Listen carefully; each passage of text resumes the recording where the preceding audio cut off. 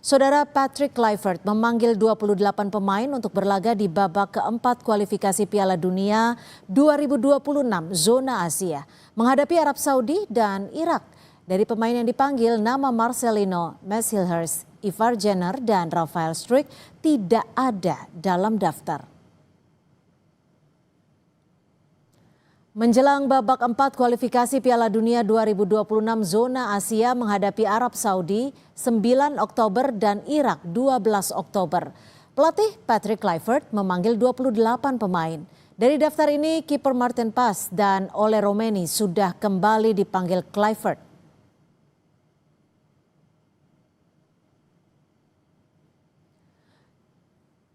Dua nama debutan Miliano Yonathans dan Mauro Zeltra dipercaya Kluivert untuk mengisi 28 daftar pemain. Tetapi nama yang menjadi langganan timnas Marcelino Ferdinand, Ivar Jenner, Rafael Struijk dan Messilhers tidak masuk dalam daftar pemain yang dibawa ke Arab Saudi. Sementara tiket laga yang digelar di Stadion King Abdullah Sports City sudah resmi dijual. Menariknya saudara, harga di dua laga ini dijual dengan harga terjangkau. Harga termurah di kategori 4 dibanderol Rp6,95 atau setara Rp30.900. Sementara yang paling mahal ada di kelas Gold dengan harga Rp559,95 atau sekitar Rp2,6 juta.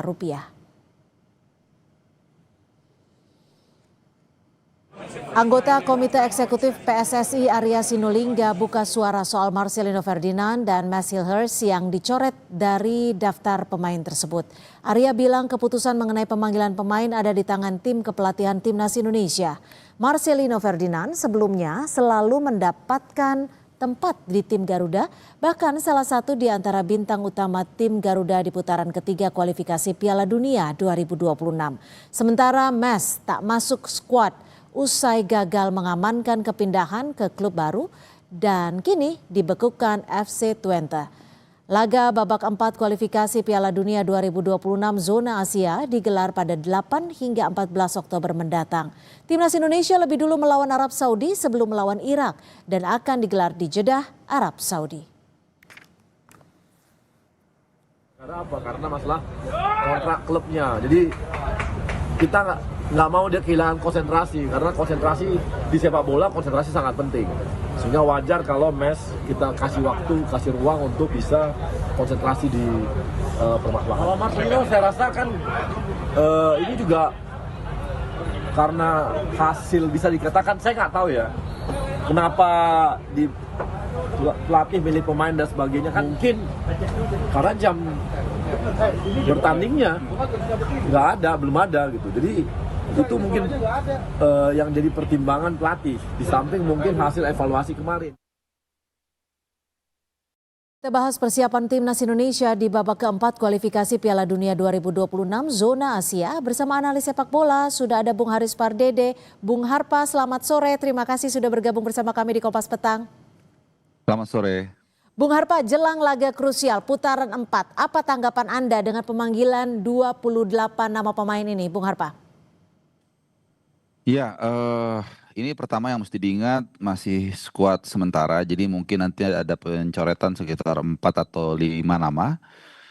Yang kedua, dari skuad ini kita lihat ada di beberapa area yang cukup tipis ya. Salah satunya adalah daerah center back atau CB. Di mana di sana kalau saya lihat yang murni CB itu hanya 4 dibawa. Hanya Jack Itzes, Justin Hapner, Rizky Ridho, dan kemudian Jordi Amat. Tadi juga teman-teman redaksi juga sudah sempat menyinggung ya soal tidak dipanggilnya Messilhers. Ini membuat stok di CB kita menjadi sangat tipis ya.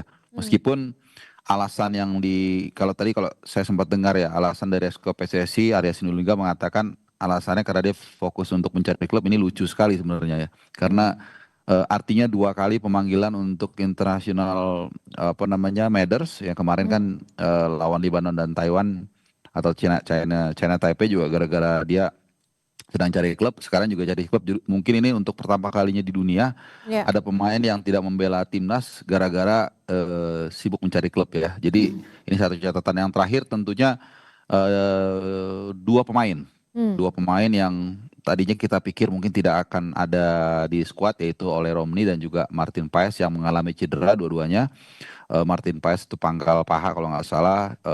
Kalau eh, Ole itu di punggung kaki itu juga kelihatannya sudah mulai pulih. Meskipun Ya. saya rasa mungkin dia belum pulih 100% Ole, tapi 13 hari lagi siapa tahu dia lebih baik dan mungkin bisa main Ya. di babak yang kedua.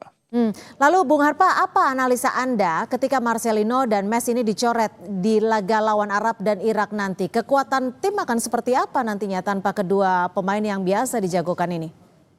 Nah, kalau untuk alasan Hilgers kan tadi versi SK PSSI sudah disebutkan ya, tapi versi pelatih kita nggak tahu nih alasannya apa. Apakah benar seperti itu?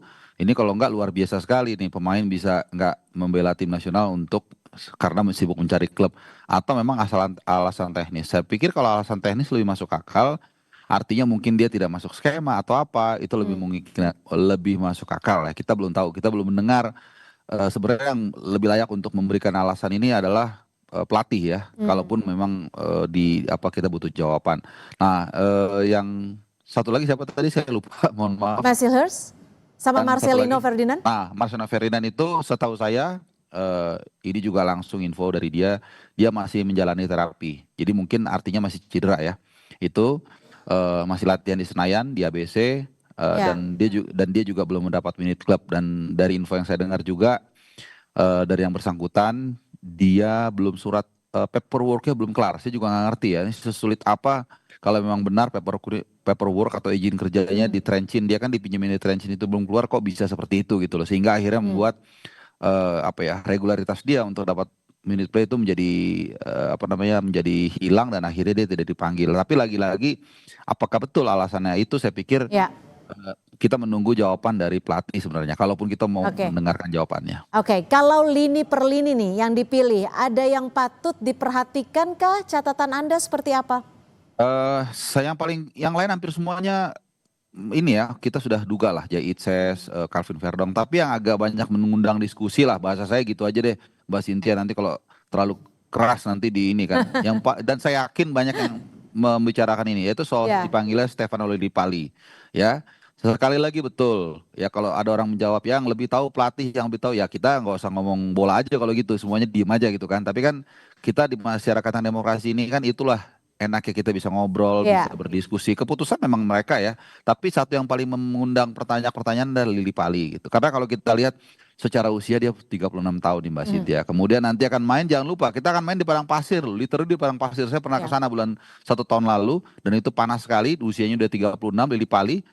Dan jarak pertandingan satu dengan kedua hanya 3 hari lebih 15 menit. Ya. Kemudian kita juga bisa lihat di FIFA Matchday kemarin dia tidak menyetel sama sekali. Setiap bola ke arah dia langsung ke delay, langsung nge-lag, dan kemudian ada 1 atau 2 peluang begitu terbuka dia tendang ke atas. Oke. Jadi saya pikir ini menjadi yang bahasa saya itu yang menarik untuk didiskusikan. Oke, secara keseluruhan apakah Anda cukup puas, cukup senang dengan hasil ataupun nama-nama yang sudah dipanggil oleh Kluivert ini? Ya kalau dibilang senang, puas nggak puas, ya kita sih ikut-ikut aja ya. Kita kan itu yang tadi dibilang disclaimer-nya bahwa ini adalah otoritasnya pelatih. Tapi itu dia tadi satu dua catatan yang menurut saya, menurut kita itu menarik untuk kita diskusikan. Sisanya adalah ya kita hanya bisa berharap mereka bisa fight. Kita berdoa yang terbaik. Kalau apapun hasilnya nanti ya itulah yang memang menjadi takdir kita.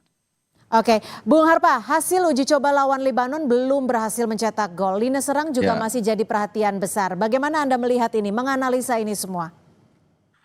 Ya, saya pikir kita kurang klinikal ya, karena buat apa kita menguasai bola selama mungkin, tapi kita tidak bisa. Jangankan menciptakan gol ya, membuat peluang aja nggak ada sama sekali ya. Ini kan menurut saya menjadi satu catatan tersendiri. Nah, tapi untungnya Ya. itu adalah masih friendly game lawan Libanon. Nah, kita berharap nanti lawan Saudi dan lawan Irak kita bisa lebih klinikal, bisa lebih bisa lebih agresif dalam menciptakan peluang. Karena kalau kita mau lolos Piala Dunia nanti definitely kita harus mencetak gol. Karena kalau kita nggak bisa mencetak gol, definitely kita nggak akan bisa lolos Piala Dunia. Jadi sesimpel itu. Ya. Dan kita berharap juga pada Emiliano Jonathans yang mungkin kalau Ole memang belum bisa tampil sebagai starter, belum bisa tampil full, Emiliano Jonathans yang kelihatannya akan maju sebagai pole position untuk mengisi posisi tersebut. Baik, terima kasih atas analisa dan juga perspektif Anda, Bung Harpa. Haris Pardede sudah berbagi di Kompas Petang. Selamat sore. Selamat sore.